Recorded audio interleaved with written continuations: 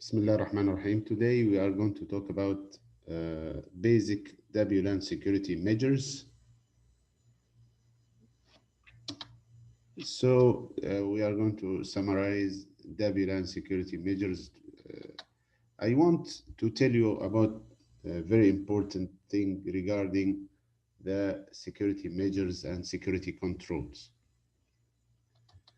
First of all, I want to tell you what what are the security measures. For example, I want to secure my system. I gain some security controls. For example, I install cameras. This is security control. I install something. For example, I have my PC and I want to secure my PC, so I buy some security controls like antivirus. But what about the security measures? What is the difference between security measure and security control? I know now about security control. I know I have to buy something to secure my system. But the security measures is not to buy something, actually is to change the configuration of the currently installed system. For example, the configuration of the system, the configuration that adapted to security. Okay? Okay, let me give you an example. For example, you want to secure yourself against COVID-19. You have two options. Either you have a security control. Security controls means that you buy medicine against COVID-19. If you don't have medicine, you have to move to security measure. Security measure that you have your body, you want to increase the immune system or the strength of the immune system with your body. You don't buy it because until now we don't have a security control for COVID-19 because we didn't have medicine for it to protect ourselves from it. The other way around, that you protect your body against COVID-19, you don't have control, but you have measure.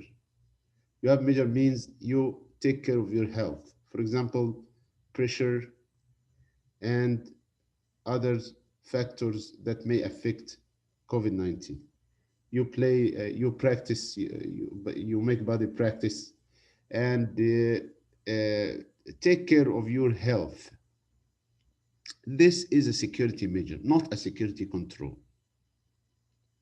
So for example, I have my house, a security measure that I have, the house should have window and some grid of steel on the window. This is a security measure. But installing a camera on the window or the doors, this is a security control. Okay? You understand the difference between security measure and security control now? So they are different. This chapter is talking about security measures. Is not about security controls. It's not about firewalls. It's not about antivirus. It's not about installing an intrusion detection system, intrusion prevention system. These are all security controls. It is talking about how to configure your access point, how to configure the entire system to have the basic of to be protected from attacks. Just to configuration, do some configuration, some readiness to the attacks. Okay.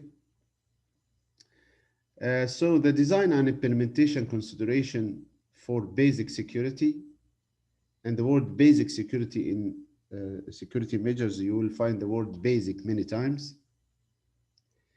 And here, these are radio frequency design, equipment configuration and placement, interoperability and layering, security management. We will talk about each item here in the upcoming slides.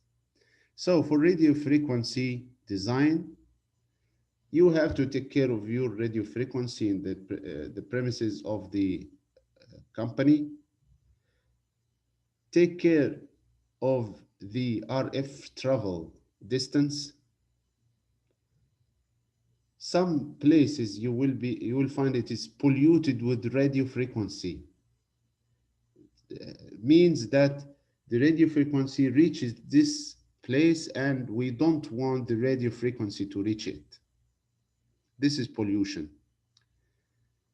So if the radio frequency is traveling beyond the appropriate, degrades the performance among neighboring wireless networks. For example, if you don't control radio frequency, you will affect the performance of other wireless network. Consider using semi-directional antennas and lowering the power. This means I have to control the radio frequency.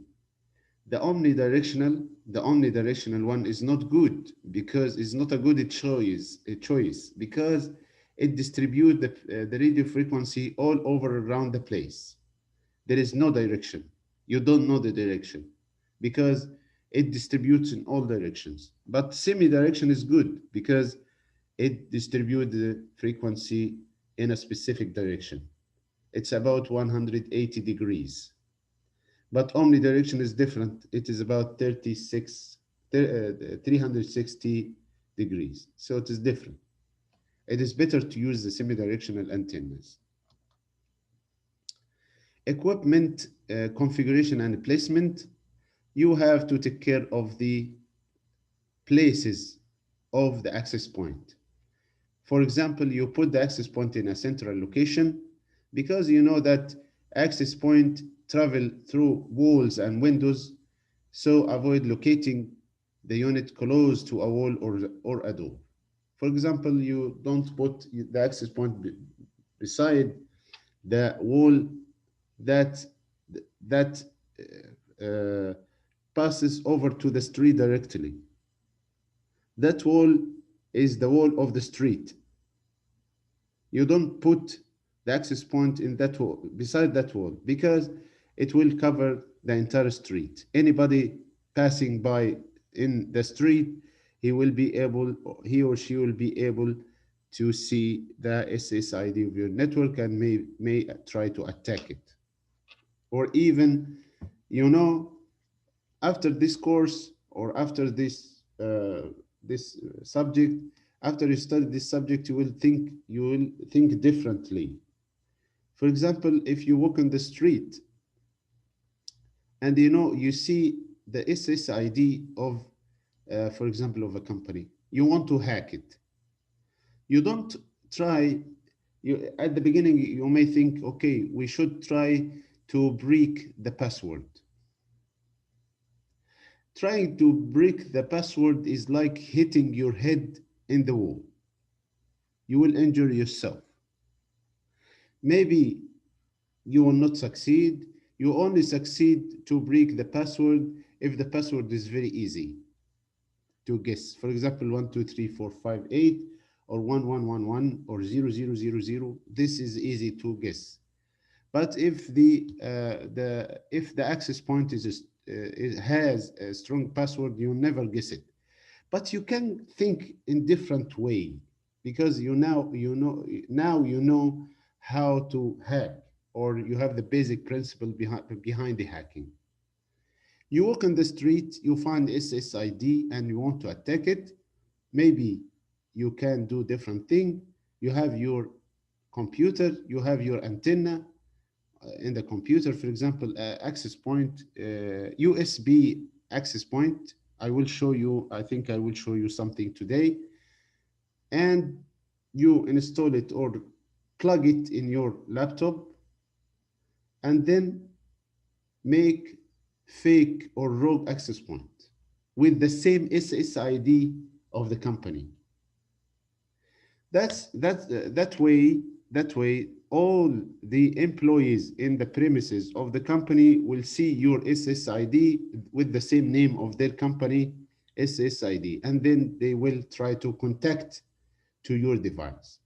This time is very, this time is very, you will be very happy because if you are an attacker, because guys coming to your home, coming to your device, they can, for example, try to access their bank accounts. They may want to send files through FTP. They may share something. All these can be stolen. So now you have to think in different way. You are thinking like a hacker. You have to think like a hacker because you want to protect. You want to think very carefully, like how they do it. How they do it, because you want to protect yourself from them. You have to think about the way they do it. So you also, for the antenna of the attacker should be of a high power. So because he want his signal to be captured, so he will make it with a higher power than the access point in the premises of the company. Here you have to adjust your access point power to ensure adequate coverage without excessive external radiation. You have to, for example, you can control the power of your signal so it doesn't travel too much. It doesn't go beyond the control. Consider antenna type and the coverage pattern. You have to think about the antenna type and the omnidirectional and semi-directional. This helps ensure necessary coverage at the lowest power settings and least amount of leakage or noise. If you think carefully about the antenna type and coverage pattern, you will be able to control the radio frequency and make good layout of the radio frequency. The interoperability and layering. I think if you see, we return back because some guys come in late. We have here the design and implementation consideration for basic security.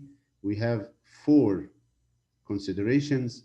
Radio frequency design. We talk about radio frequency design. Take care of the access point.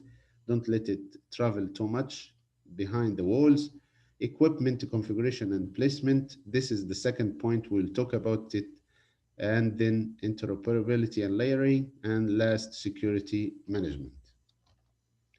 Now we are in the second point, which is equipment configuration, the interoperability, the third one, interoperability and layering. Interoperability means one, not one access point, actually is a cooperation between multiple access points. The cooperation between, you don't look here in interoperability and layering, you don't look at one access point, you look at many access points. So if you have many access points, for example, you want to cover your company with 3 access point or 4 access point, you have to check for dead spots. Dead spots means the places that are not covered by any access point, the places that has no radio frequency. They don't have Wi-Fi. This is very easy to be detected using your device to check if for a Wi-Fi, if it is existing or not. Then think about the problem of low signal. If you have a low signal, for example, you have a place, you have an access point and you want to cover your premises, or the company area is very large. You have only one access point and you want to cover the very large area with single access point. You can do an extender or repeater. okay? And extender or repeater just make the wireless frequency more stronger, so it can travel more distance. And if you have a lack of throughput and capacity, this means you can use an overlay. What is an overlay? The overlay is just another access point, but it is a twin access point. It is installed with the original access point and double its performance. For example, if it can handle 100 employees, now with an overlay, it can handle 200 employees or 200 users, not employees. The overlay double the currently existing access point and operates on the same SSID. You have already existing access point and you buy an overlay. For example, it can handle 100 users. Now with an overlay, it can handle the double number of these users, which is 200 employees, 200 users. And double the capacity and throughput of a wireless connection, and you have to take care of this word, the throughput. The throughput means how many users the point can handle. Okay. The security management. The security management means you think, for example, now you think about the prices of your access point. I think you want to buy 3 or 4 access point. You cannot buy it immediately. You have to arrange this with company business. This is security management. You don't do all technical things isolated from the business. You have to do your design, do your implementation, everything in security according to the rules and policies of the business in the company. You don't do isolated thing. This is why security management. You have to address individual business requirements and also identify and rank essential design characteristics as well as inherent risks, threats, and vulnerabilities. For example, if you go to company A, you will find different characteristics of inherent risks, threats, and vulnerabilities in company B. You will find different things in company C. So you have to identify for each company, you go to the company, you have to identify the design characteristics, the constraints, the risks, the threats, and vulnerabilities that inherently in that place, in that model. It's not in all models, but I mean, for each environment, you will find different things. And follow the best practice for authentication, encryption, and access point. For example, you are not going to implement everything from scratch. You will have already installed, already tested systems, and you take these systems and use the same exactly. You don't invent something from scratch. You can think about the way of having good design of risk management, of response to the accidents of attacks and so on. This you can put too much effort in them, don't too much effort for buying or making configuration different than the standards. Follow the standards and then think about uh, uh, strengthening your plan, your design, your plan of response management, and so on. I mean, you don't try to invent something from scratch. You have already tools, you have already software, you have already even plans and security controls already existing. You use them, they are tested and ready to be used, use them directly. And use wired equivalent privacy as a last resort. Don't use web. Don't use web because web is already hijacked. Use different technique to have to secure your communication with the access point. Okay, time for some activity.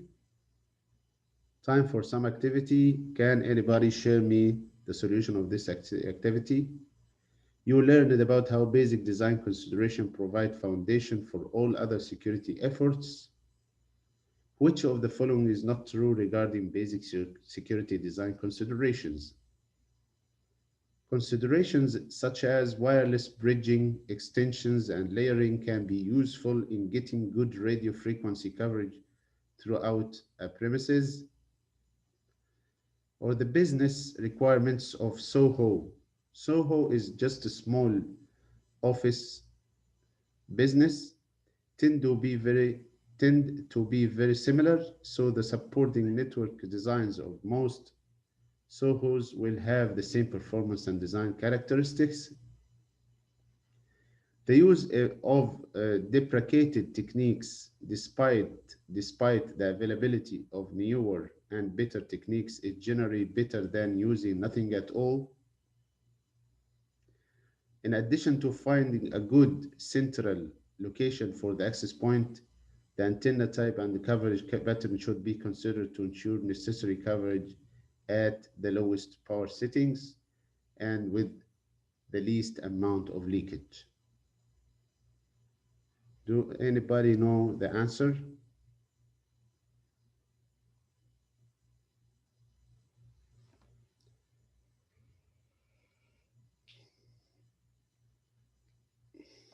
Are you there?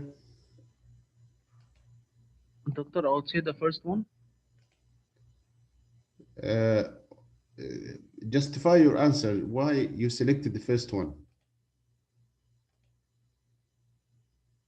It's good that you are contributing. Abdullah Ahmed, right? Yes, doctor. Yes. Okay. Uh, okay. What do you think about the second one?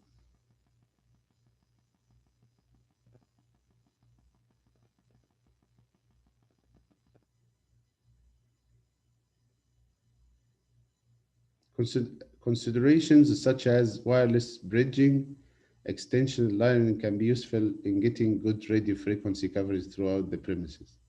This is this is this is true. This is not true. This is not true. It is true because these are the standards that we have to follow. Bridging, extensions. Bridging means that you have many, for example, more access points. Here, extensions means the overlay, and layering means that you make layers of your design as layers, design your system as layers, and these are useful in getting good radio frequency coverage throughout the premises. This is good. This is not bad.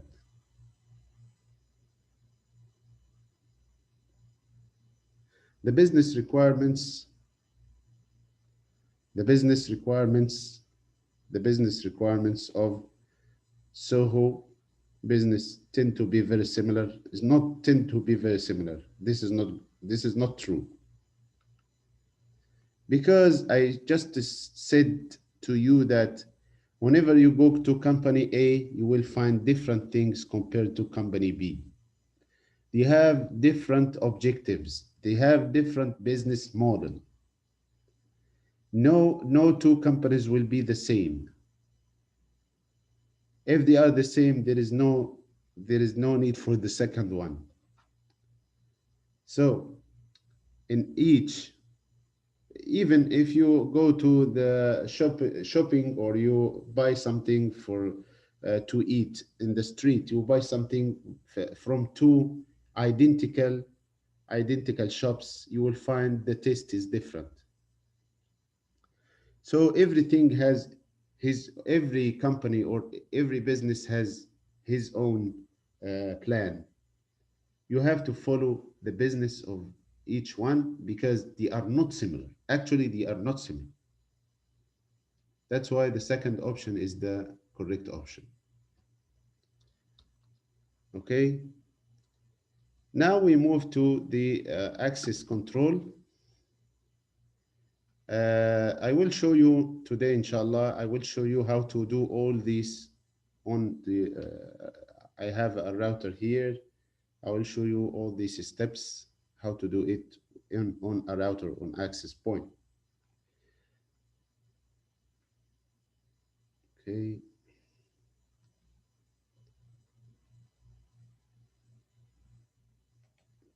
Authentication and access restriction.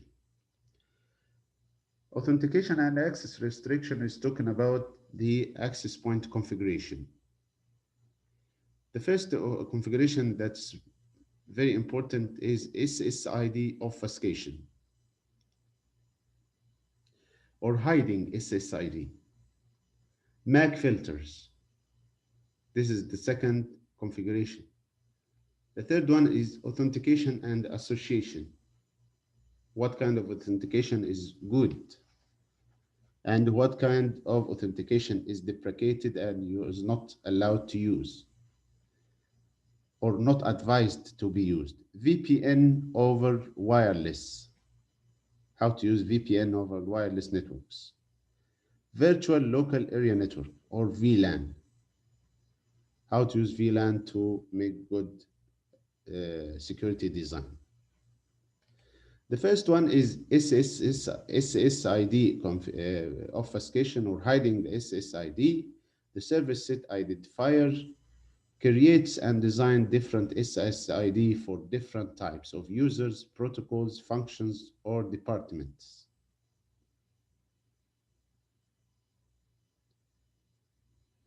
Okay, let me see.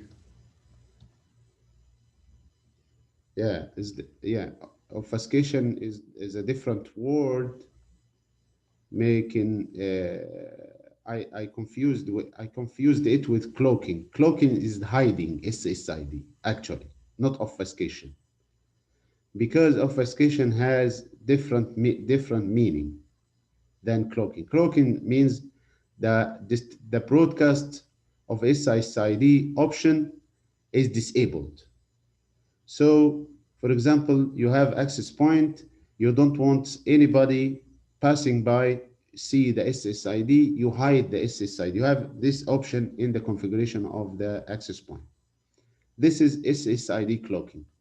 What is SSID obfuscation? Means you can have different SSID for different type of users. For example, the accounting department, the store department, the head or the head office department, and so on.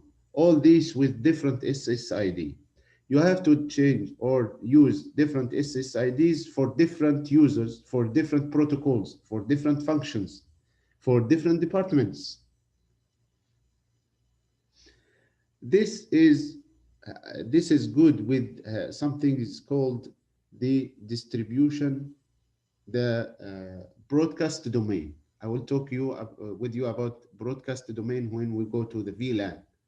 Broadcast domain is not to have the same SSID for all persons. This is going to have or to exhaust the access point, but it is better to use the same SIs for different departments. You use different SSID to have different broadcast domain.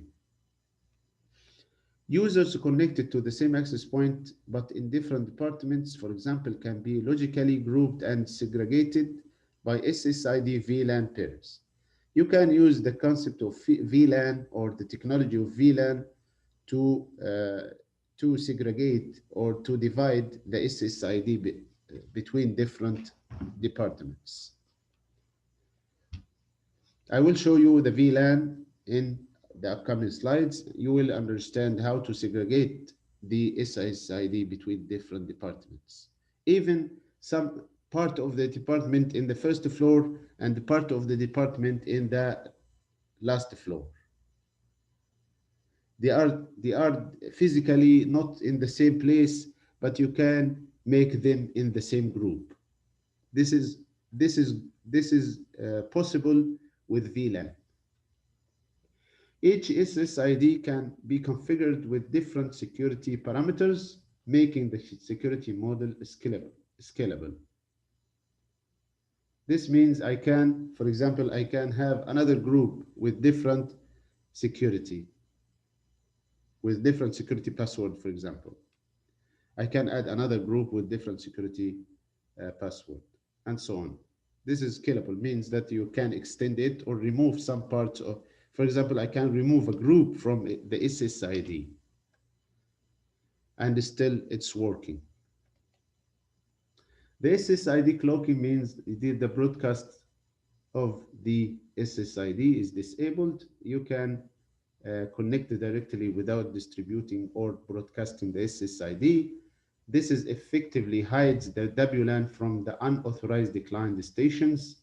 If somebody wants to hack, he will not be able to see the SSID. But actually, there are some software and hardware that effectively can check the existence of SSID even if they are cloaked or hidden. Client can't find access points, SSID, or MAC addresses to authenticate or network. And that's why it is not, we talk about the feasibility of things or the easy of use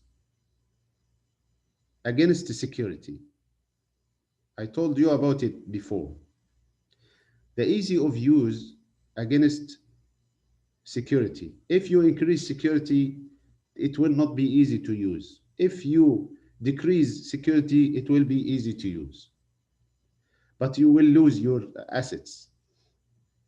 So you have to make a trade-off between these two.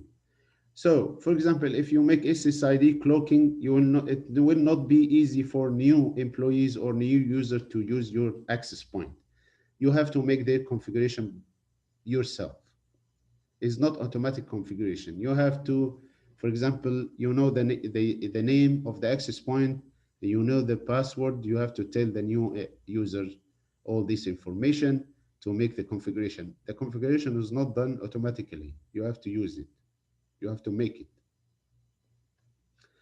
But actually, SSID cloaking is not perfect, but it is a best practice for avoiding casual or opportunistic access to the network. It is not best practice. It avoids casual or opportunistic access to the network, means somebody is passing by, suddenly he see an access point, he try. But if he didn't see this access point, maybe he will not be interested. This is opportunity. This is why we say it is opportunity. Maybe the difference between opportunistic and others, it's just opportunistic means by chance. He see by chance that there is an access point. He didn't mean to attack actually, but the attacker, he or she saw the access point by accident. Then he tried to attack. If he didn't see the SSID, he will not be attacking, because in the beginning he wasn't mean to attack. Okay, so this is the word opportunistic. The MAC filters. Actually, the MAC filters also the easy of use against security trade-off. MAC address is very strong in getting bad guys away, but it is not easy to use.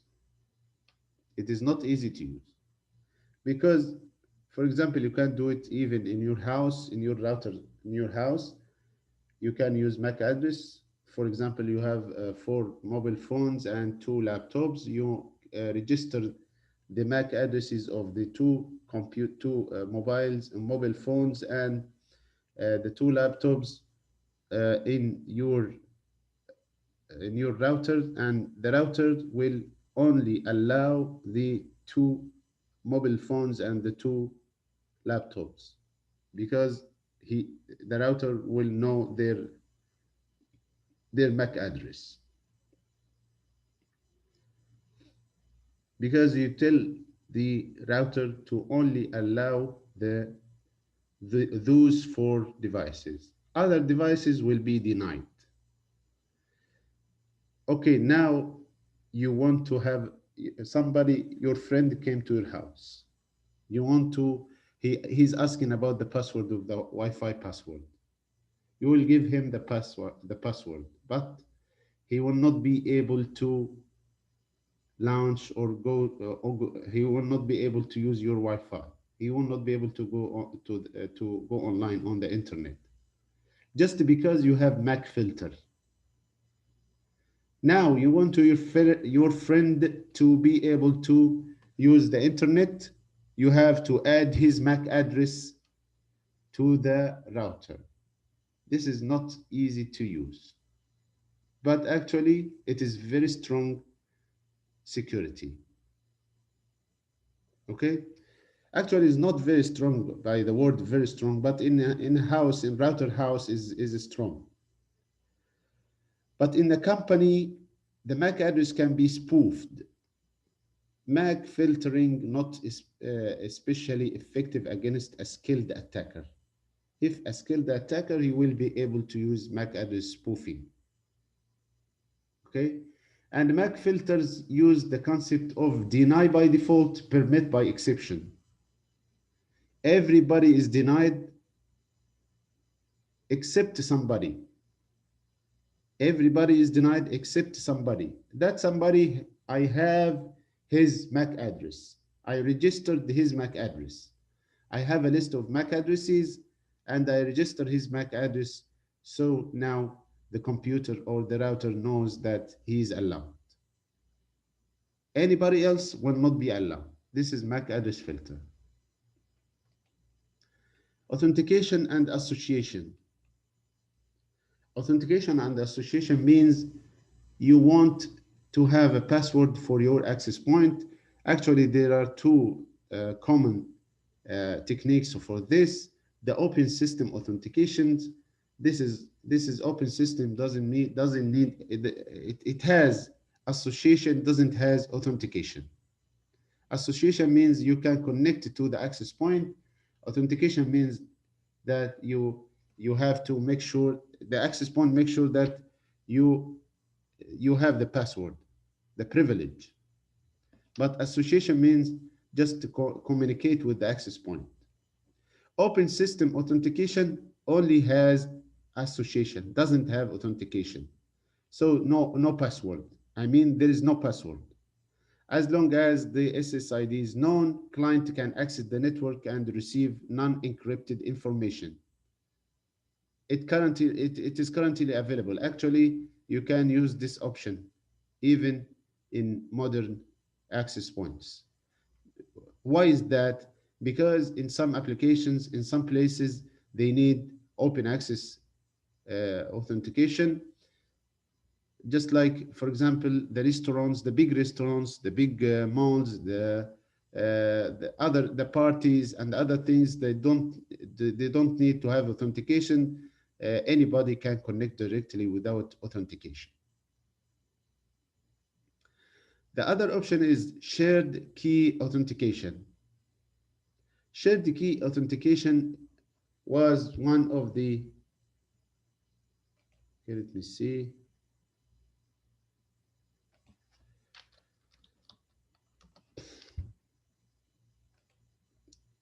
Shared key authentication is part of the web encryption. Client can access wireless network and send and receive encrypted data by matching encryption key on the access point. and this actually is deprecated, is not recommended. Shared key authentication is not recommended. Even WIP is not recommended.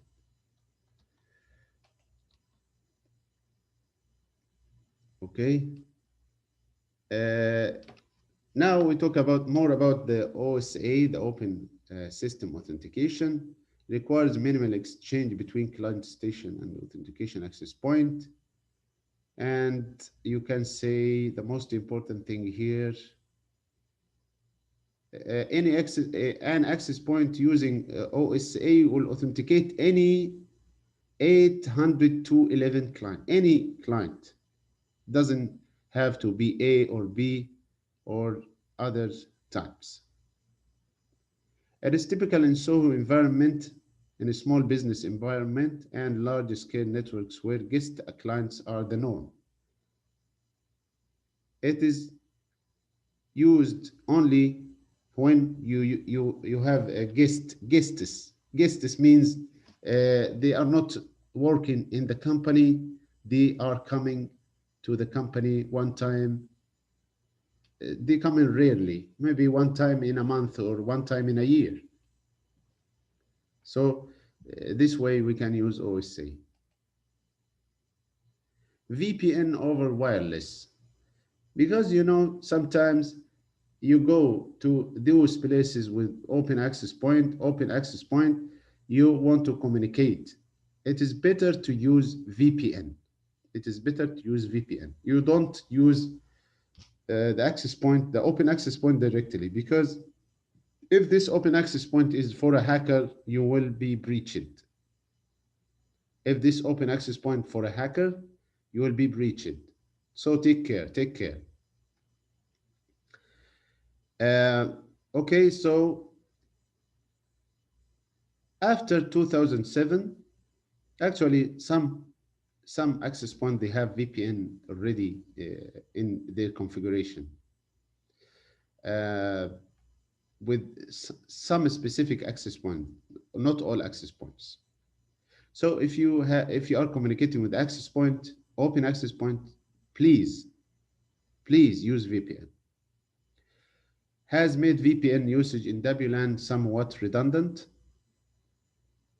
Even if you use VPN after 2007, actually, they have included VPN into the routers, so you don't need to use external VPN. VPNs for secure Wi-Fi access operate at layer 3. Yes, actually is not working in physical layer or layer 2, which is dealing with frames or MAC addresses. It is working layer 3. Layer 3 means they have IP. They have IP.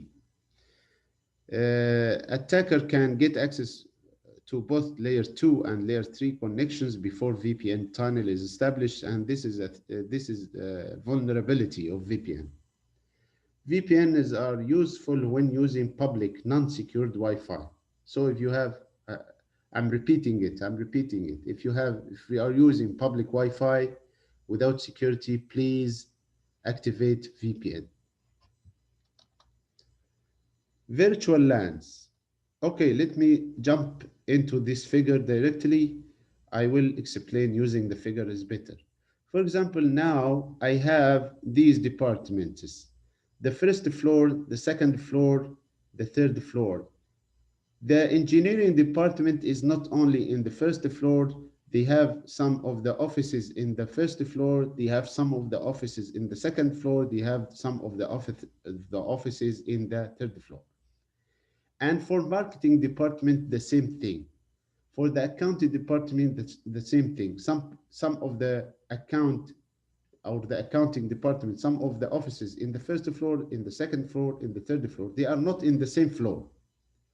Now I want to make management so each department has its own SSID. How to do that? We can do that using the VLAN. VLAN means we can have on different switches actually, or in different floor, we can configure the network to make any device in the network to combine or join any device on the network to a specific VLAN. So for example, we have VLAN 1, VLAN 2, VLAN 3. We can, for example, add this device whenever it is existing. It is existing in any place. If it is connecting to the network, it's okay. You can join it to any VLAN. We can join it to VLAN 1, VLAN 2, VLAN 3, anything is okay. This means I have good handling of the network. I can have all the network, all the guys of accounting department on the same VLAN.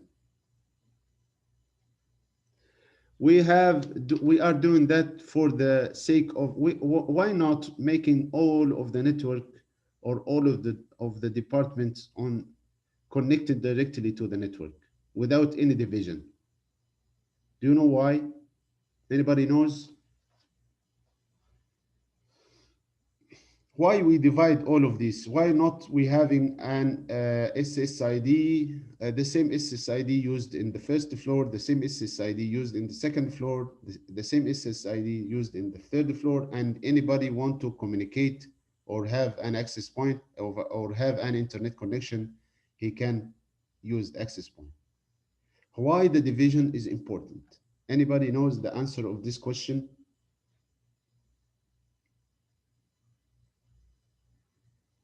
You with me? Anybody there?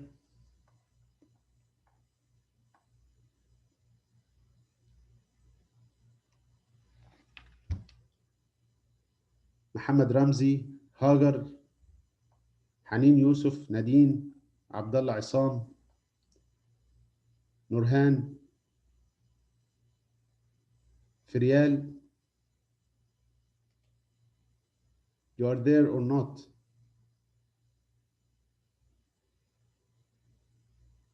اوكي حنين اوكي.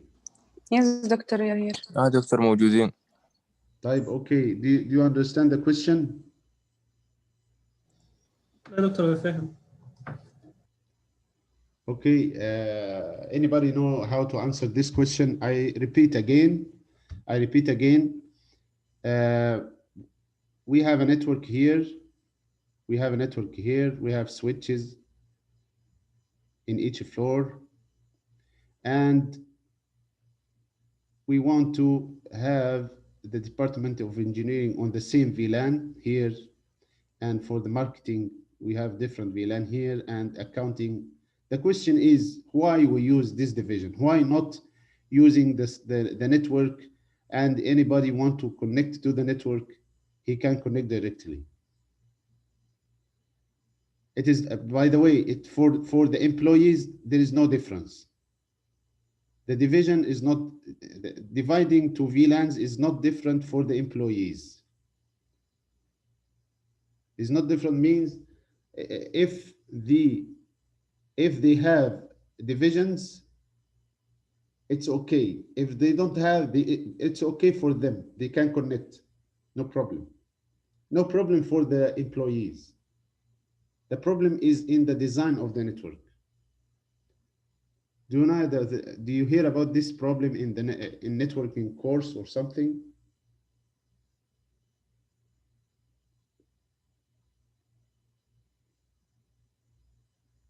You know? Okay, let me answer. Okay. I will write a word here.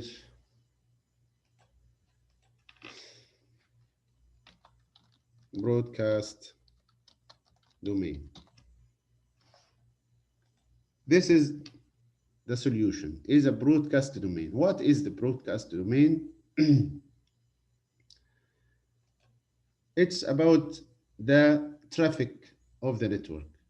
If we don't have divisions, this means the traffic will travel on all the network. So the network performance will be lowered. Because, for example, I'm sending something from this device and there is a broadcast broadcast domain means my packet can travel in all the network. But if I have my department, my packet will be navigating only on this part. This is a broadcast domain. If there is a broadcast, this will be here in this department only. So the performance of the network will be high. But why we need a broadcast?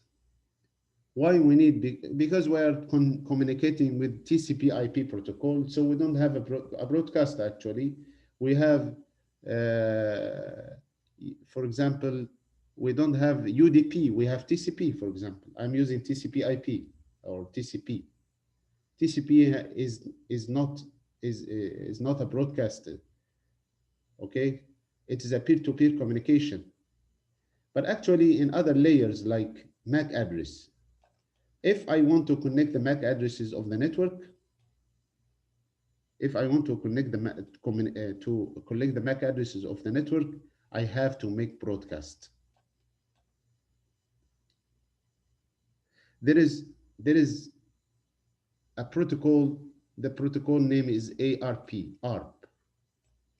This protocol collects MAC addresses by broadcast. So if I make a broadcast on all the network, the traffic will travel on all the network and the performance of the network will be lowered. But if I make departments like this, or parts like this, or groups, or VLAN groups, this will make the performance higher because I limited the broadcast to a specific domain. Okay? Now anybody knows how to answer this question? Can anybody tell me the answer again? If you understand it.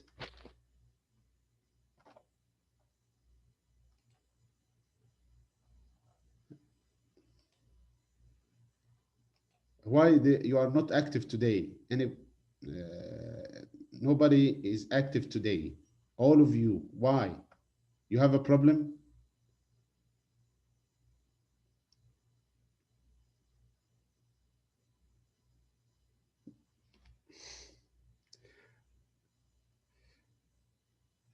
Why you don't have an interaction today?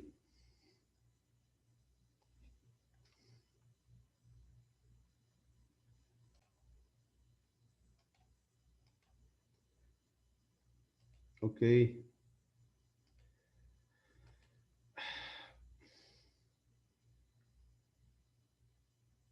So the wired equivalent privacy, the WEP, this is one of the controls we are using in the access point for authentication.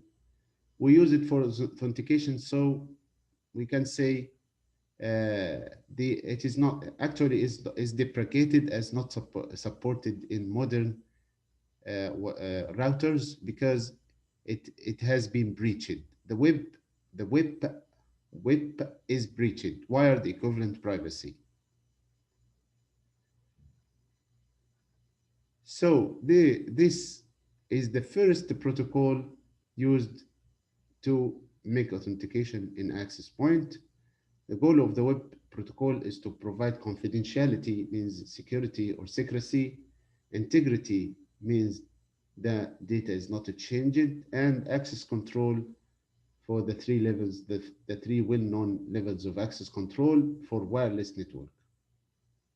This, at the beginning, it has that design to make confidentiality, integrity, and access control for the wireless networks, and provides data privacy through encryption, access control via static key form of authentication, and data integrity through a checksum to ensure that data had not been modified. Again, I want to provide privacy, so maybe I can use encryption. Encryption means nobody can hear the data because the data, or make a eavesdropping. Nobody can capture the data because the data is encrypted. And I can use access control. I can use a static key, means an access point with a password is okay to do the access control. And integrity using checksum. Checksum is easy if you try to understand this one. Is okay. You can use it like 1101011, and I have the last 2 digits to represent the number of ones in this string. For example, number of ones here: 1 2 3 4 5. 5, how to write 5? How to write 5 is 101. 101. So I check the last 3 digits, the number of ones here. If I found a match, this is a checksum. If I found a match, so the data is not changed. But if I didn't find a match, the data is changed. This is very simple checksum.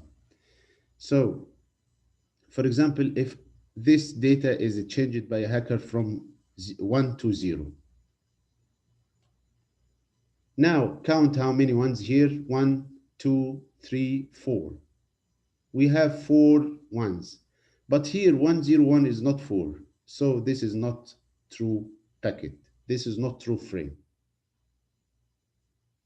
Okay, so what about if the attacker changed this one from 1 to 0? Now count how many ones. 1 2 3 4 5. We have 5 ones here. We have only 1. 001 means 1. So the number of ones here is 5, and the number of ones here is the number of one, representing the number of one, the digit or the value that representing the number of ones is 1. But we don't have one bit with the value 1. We have many ones. We have 5 ones. So this is not true. This is simply checksum. So we can use a privacy. We can use encryption to protect privacy. We can use a static key to protect access control, or to use access control. We can use a checksum to make integrity. Okay. Okay.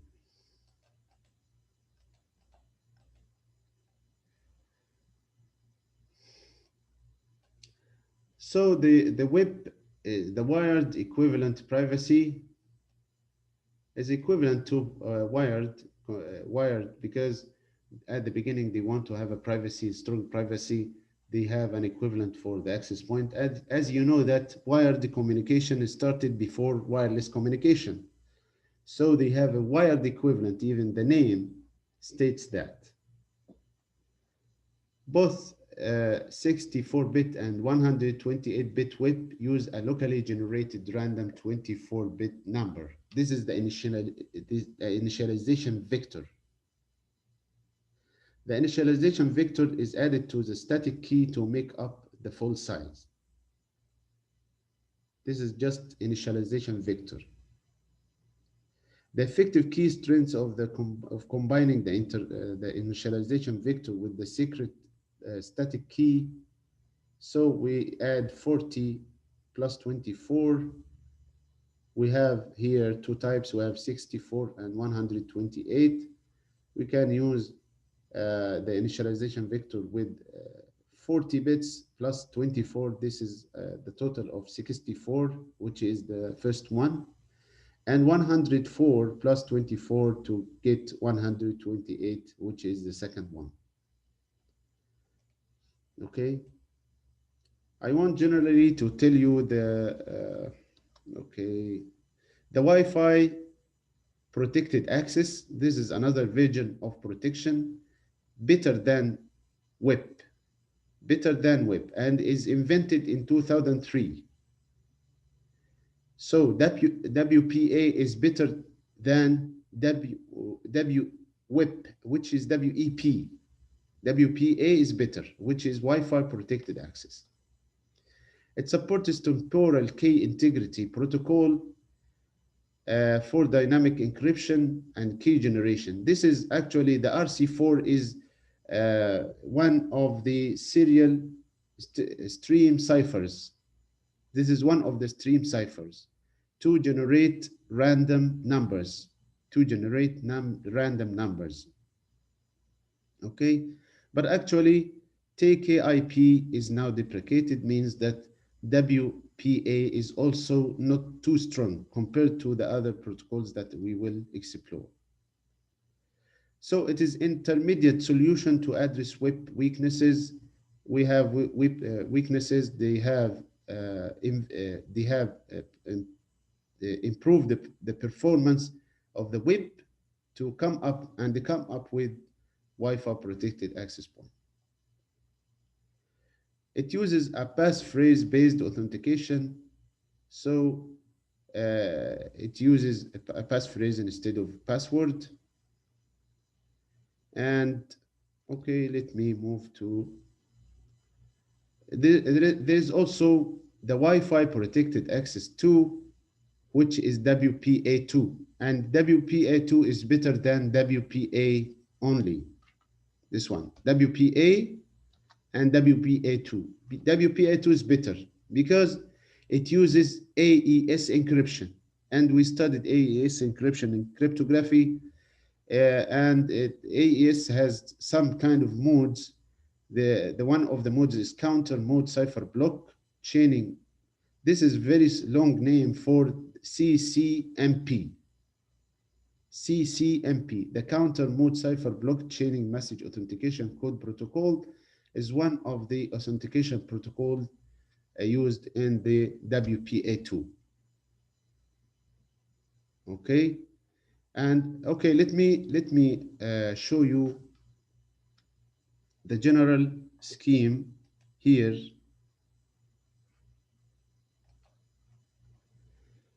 The weakest thing is open security. There is no password. I like to arrange it from weak to strong. So this is the weakest. WIP is good or better than open access. WPA using TKIP is better than WEP. WPA with AES is better than using WPA with TKIP, because TKIP, as I told you, is deprecated. WPA2 plus AES is better than WPA using only AES. And the most strong one now used is WPA2 plus CCMP. Okay, these are the arrangements. So this is the first one, is the strongest scheme used in authentication, and followed by 2, 3, 4, 5, and 6. 6 here is open access, means there is no authentication, there is no password protection. Okay. Okay, I was planning to give you some practical session. I don't know, are you ready now or you take a break?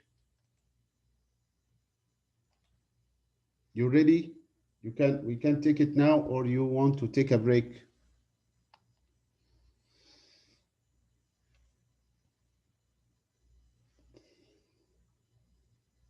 Hello? Give us a break. Okay, you want a break? Okay. So okay, now we have a break.